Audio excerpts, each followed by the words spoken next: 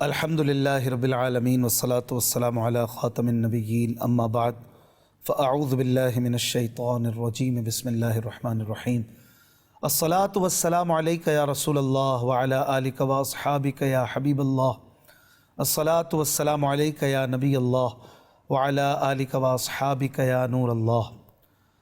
مدنی channel کے ناظرین، آپ دیکھ رہے ہیں پروگرام قرآن پاک ترجمہ و تفسیر کے ساتھ۔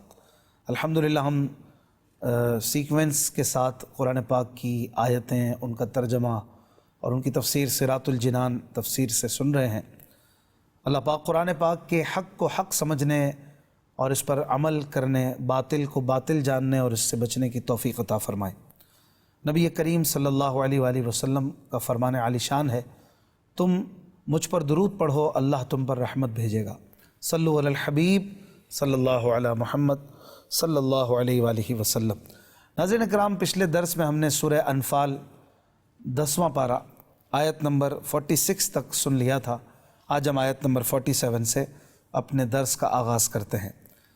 اعوذ باللہ من الشیطان الرجیم بسم اللہ الرحمن الرحیم ولا تكونوا كالذين خرجوا من ديارهم بطرا ورئاء الناس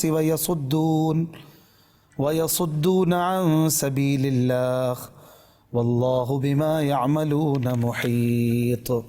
آسان ترجمہ قرآن کنز العرفان۔ اور ان لوگوں جیسا نہ ہونا جو اپنے گھروں سے اتراتے ہوئے اور لوگوں کو دکھاوا کرتے ہوئے نکلے، اور وہ اللہ کے راستے سے روک رہے تھے، اور اللہ ان کے تمام اعمال کو گھیرے ہوئے ہے۔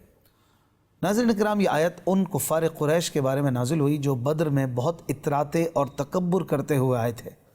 جب یہ لوگ آئے تو سرکار دو عالم صلی اللہ علیہ وآلہ وسلم نے دعا کی، یا رب یہ قریش آ گئے، تکبر و غرور میں سرشار اور جنگ کے لیے تیار ہیں، تیرے رسول کو جھٹلاتے ہیں، یا اللہ اب وہ مدد عطا فرما جس کا تو نے وعدہ کیا تھا۔ حضرت عبداللہ بن عباس رضی اللہ عنہما نے فرمایا کہ جب ابو سفیان نے دیکھا کہ قافلے کو کوئی خطرہ نہیں رہا تو انہوں نے قریش کے پاس پیغام بھیجا کہ تم قافلے کی مدد کے لیے آئے تھے، اب قافلے کو تو کوئی خطرہ نہیں، لہٰذا واپس چلے جاؤ۔ اس پر ابو جہل نے کہا کہ خدا کی قسم اب ہم واپس نہیں جائیں گے، یہاں تک کہ ہم بدر میں اتریں، 3 دن ٹھہریں، اونٹ ذبح کریں، بہت سے کھانے پکائیں، شرابیں پئیں، کنیزوں کا گانا سنیں، عرب میں ہماری شہرت اور ہماری ہیبت ہمیشہ باقی رہے۔ اور اس طرح سے گویا انہوں نے اظہار کیا کہ ہم اب تو واپس نہیں جائیں گے اور لڑائی کر کے جائیں گے، لیکن خدا کو کچھ اور ہی منظور تھا۔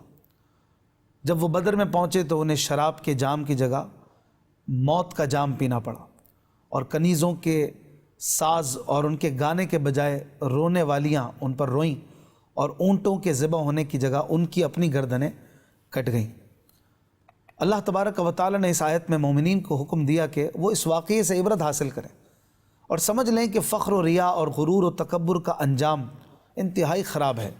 بندے کو اخلاص کے ساتھ اللہ اور اس کے رسول کی اطاعت کرنی چاہیے۔ اگلی آیت میں ارشاد فرماتا ہے وَإِذْ زَيَّنَ لَكُمُ الشَّيْطَانُ أَعْمَالَكُمْ وَقَالَ لَا غَالِبَ لَكُمُ الْيَوْمَ مِنَ النَّاسِ وَإِنِّي جَارٌ لَكُمْ فَلَمَّا تَرَاءَتِ الْفِئَتَانِ نَكَصَ عَلَى عَقِبَيْهِ وَقَالَ إِنِّي بَرِيءٌ مِّنكُمْ إِنِّي أَرَى مَا لَا تَرَوْنَ إِنِّي أَخَافُ اللَّهَ وَاللَّهُ شَدِيدُ الْعِقَابِ۔ آسان ترجمہ قرآن کنز العرفان۔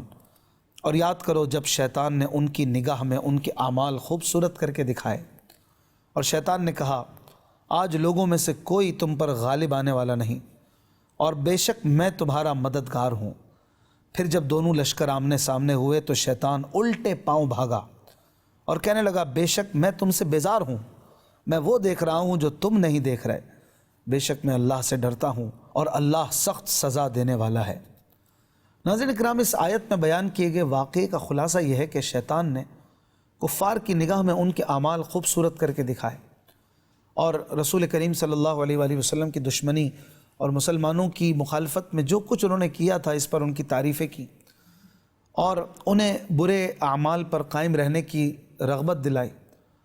اور جب قریش نے بدر میں جانے پر اتفاق کر لیا تو انہیں یاد آیا کہ ان کی اور قبیلہ بنی بکر کے درمیان دشمنی ہے۔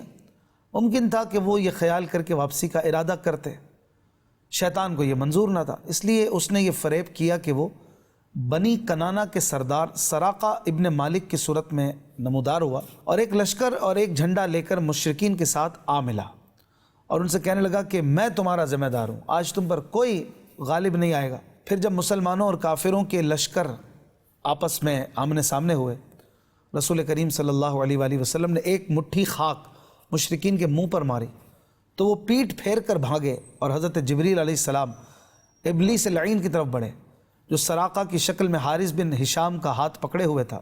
ابلیس ہاتھ چھڑا کر اپنے گروہ کے ساتھ بھاگا، حارث اسے پکارتا رہ گیا، سراقہ سراقہ کدھر جا رہے ہو؟ تم نے تو ہماری ضمانت لی تھی، اب کہاں جا رہے ہو؟ تو ابلیس کہنے لگا میں تم سے بیزار ہوں اور امن کی جو ذمہ داری لی تھی اس سے بھی بیزار ہوں، وہ بھی اپنے ذمے سے اتارتا ہوں۔ اس پر حارث بن ہشام نے کہا کہ ہم تیرے بھروسے پر یہاں آئے تھے، کیا تو ہمیں اس حالت میں رسوا کرے گا؟ تو کہنے لگا میں وہ دیکھ رہا ہوں جو تم نہیں دیکھ رہے، بے شک میں اللہ سے ڈرتا ہوں کہ کہیں وہ مجھے ہلاک نہ کر دے۔ جب کفار کو شکست ہوئی اور وہ مکے پہنچے تو انہوں نے یہ مشہور کر دیا کہ ہماری شکست اور ہزیمت کی وجہ سراقہ بنا ہے۔ سراقہ کو جب یہ خبر پہنچی تو اسے بہت حیرت ہوئی اور اس نے کہا یہ لوگ کیا کہتے ہیں، نہ مجھے ان کے آنے کی خبر نہ جانے کی۔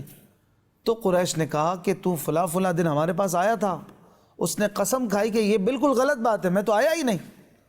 پھر جب بعد میں حضرت سراقہ بن مالک کا اسلام قبول کیا تو انہیں یہ معلوم ہوا کہ وہ جو ان کی شکل میں آیا تھا وہ شیطان تھا۔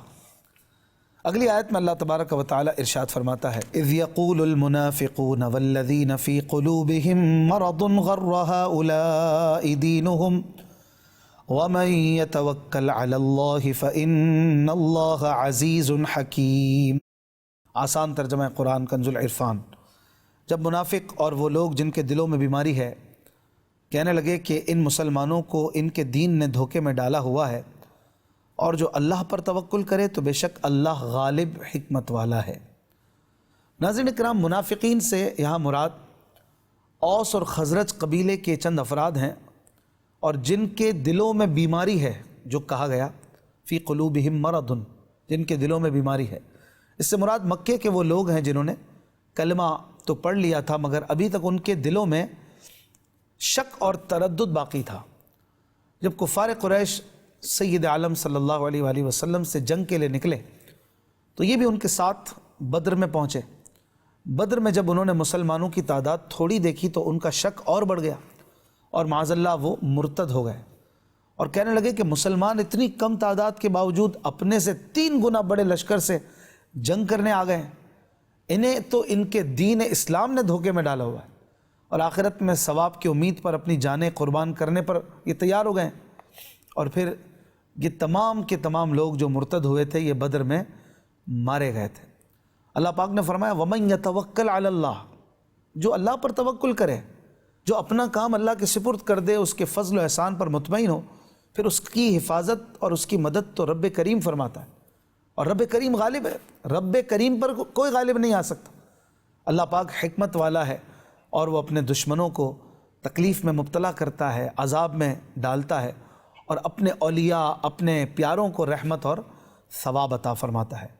اس آیت میں اللہ پاک نے صحابہ اکرام رضی اللہ عنہم کی تعریف فرمائی ہے کہ انہوں نے اپنے معاملات اللہ کے سپرد کر دیے اور وہ توکل کرنے والے ہیں، اس کی رضا پہ راضی ہیں، دشمنوں کے مقابلے میں اللہ تبارک و تعالیٰ کی حمایت پر یقین رکھتے ہیں اور اسی لیے وہ چل پڑے، وہ نکل پڑے۔ اس میں دیگر مسلمانوں کے لیے بھی قیامت تک تعلیم ہے کہ وہ بھی اپنے سب معاملات اللہ پاک کے سپرد کر دیں اور اس کی قضاء و تقدیر پر ہر دم راضی رہیں۔ اگلی آیت میں اللہ پاک ارشاد فرماتا ہے وَلَوْ تَرَىٰ إِذْ يَتَوَفَّى الَّذِينَ كَفَرُوا الْمَلَائِكَةُ يَضْرِبُونَ وُجُوهَهُمْ وَأَدْبَارَهُمْ وَذُوقُوا عَذَابَ الْحَرِيقِ۔ آسان ترجمہ قرآن کنز العرفان۔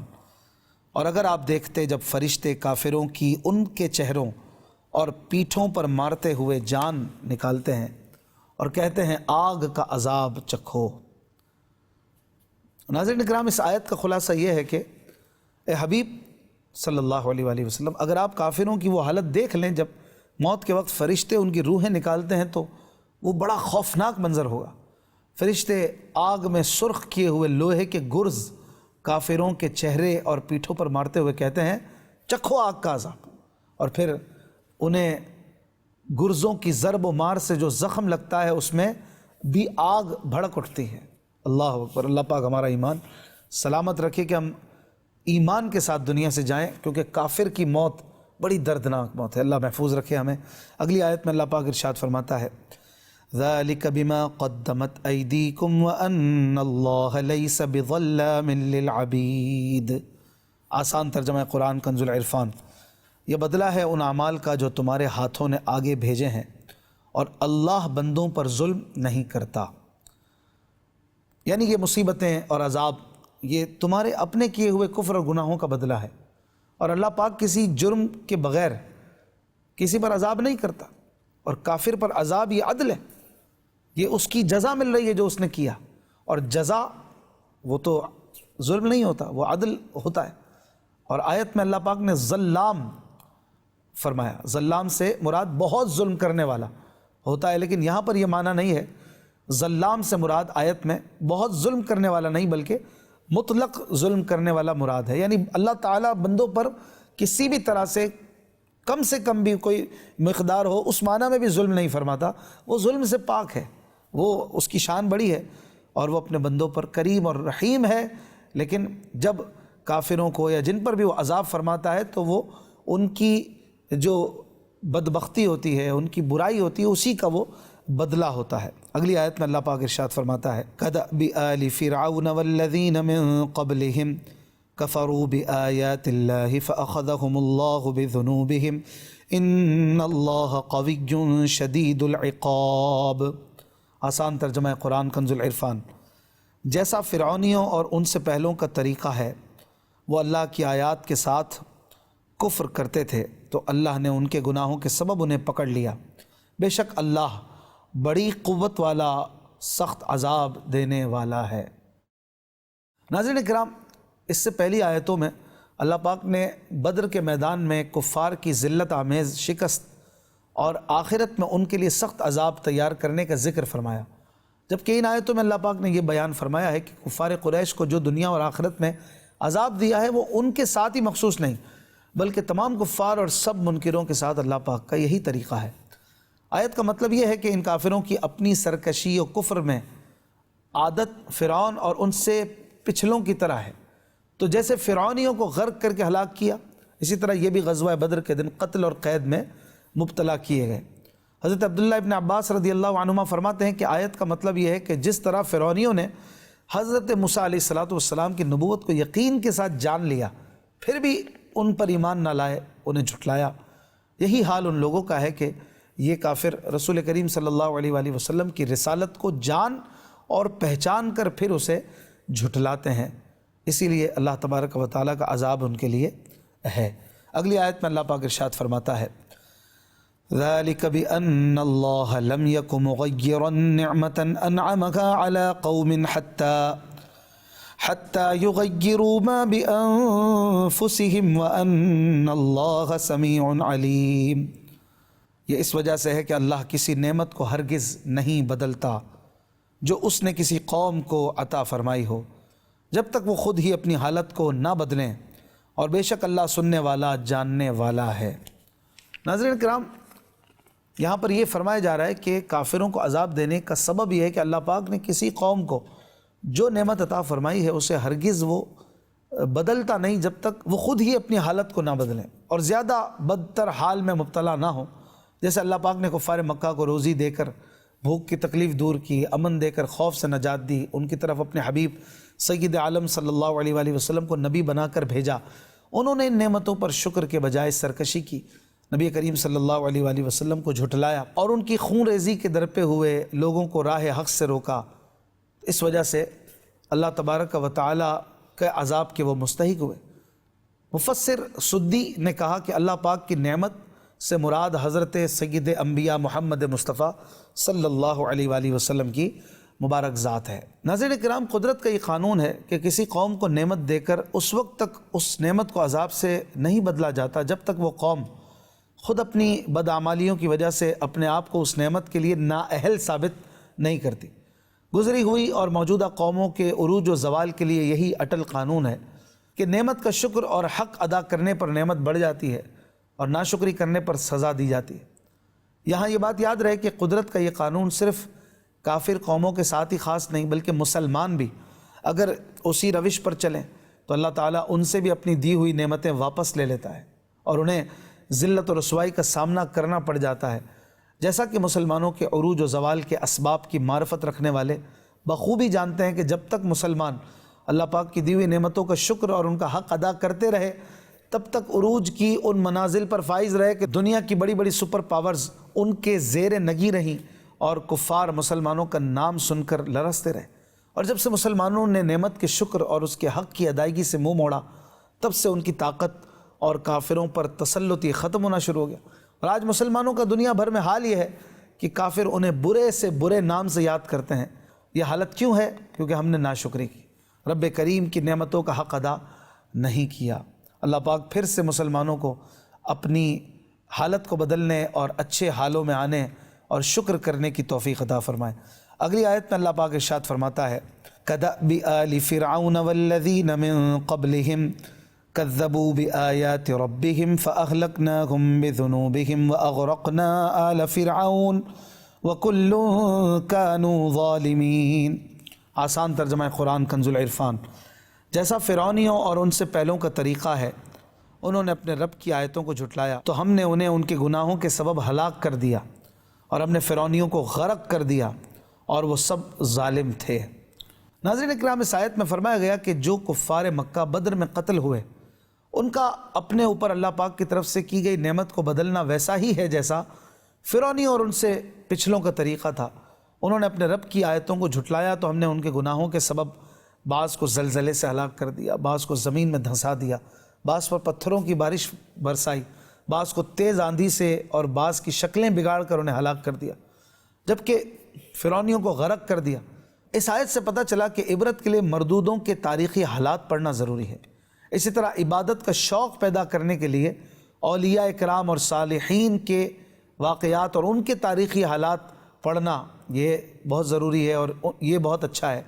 تو عبرت ملے گی بروں کے انجام کو دیکھ کر اور نیکی کی رغبت ملے گی اچھوں کے بہتر مقام کو دیکھ کر اور ان پر اللہ پاک کی نعمتوں اور احسانات اور ان کے واقعات کو دیکھ اور پڑھ کر۔ اگلی آیت میں اللہ پاک ارشاد فرماتا ہے ان شر الدواب عند اللہ الذین کفروا فهم لا یؤمنون۔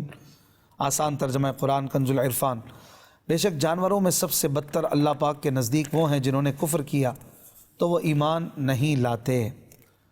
ناظرین اکرام، یہاں پر یہ بیان کیا جا رہا ہے کہ اللہ پاک کے علم اور اس کے فیصلے میں جانوروں سے بھی بدتر وہ لوگ ہیں کہ جو اپنے کفر پر سختی سے قائم ہیں، کسی صورت کفر چھوڑنے پر تیار نہیں، اور جب بھی ان سے عہد کیا جائے تو وہ عہد توڑ دیتے ہیں۔ قرآن پاک میں اس کے علاوہ اور مقامات پر بھی کفار کو جانوروں سے زیادہ بھٹکا ہوا، جانوروں سے بدتر، گمراہ، بلکہ تمام مخلوق سے بدتر فرمایا گیا ہے، جیسے کہ اللہ پاک ارشاد فرماتا ہے سورہ اعراف میں اولئک کالانعام بل ہم اضل، یہ لوگ جانوروں کی طرح ہیں بلکہ ان سے بھی زیادہ بھٹکے ہوئے ہیں۔ اسی طرح سورہ فرقان میں فرماتا ہے انہم الا کالانعام بل ہم اضل سبیلا، یہ تو صرف جانوروں کی طرح ہیں بلکہ ان سے بھی بدتر گمراہ ہیں۔ اور اسی طرح سورہ بینہ کی آیت نمبر 6 میں فرماتا ہے اولئک ہم شر البریہ، وہی تمام مخلوق میں سب سے بدتر ہے۔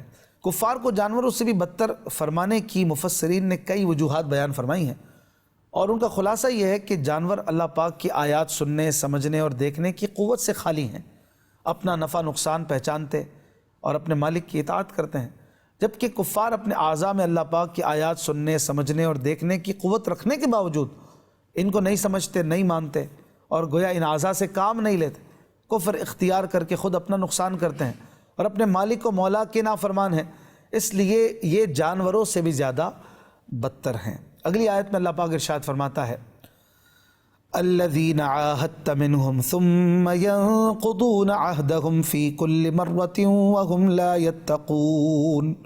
آسان ترجمہ قرآن کنز العرفان، وہ جن سے تم نے معاہدہ کیا تھا پھر وہ ہر بار اپنا عہد توڑ دیتے ہیں اور ڈرتے نہیں۔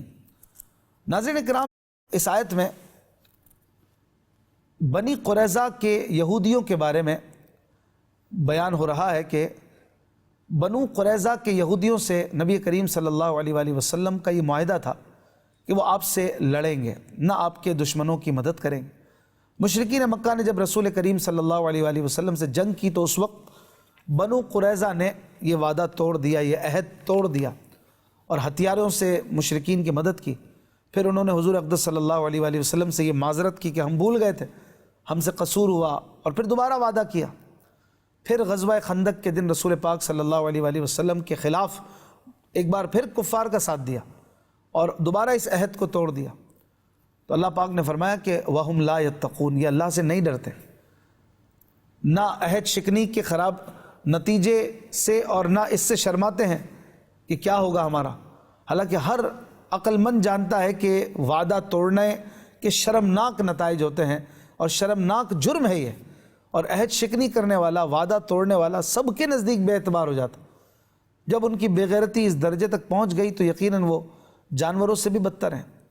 اس آیت سے پتہ چلا کہ خواہ بندوں سے کیا ہوا جائز عہد توڑا جائے یا اللہ پاک سے کیے ہوئے عہد کی خلاف ورزی کی جائے، دونوں برے کام ہیں، اور احادیث میں بھی عہد شکنی کی شدید مذمت بیان کی گئی ہے۔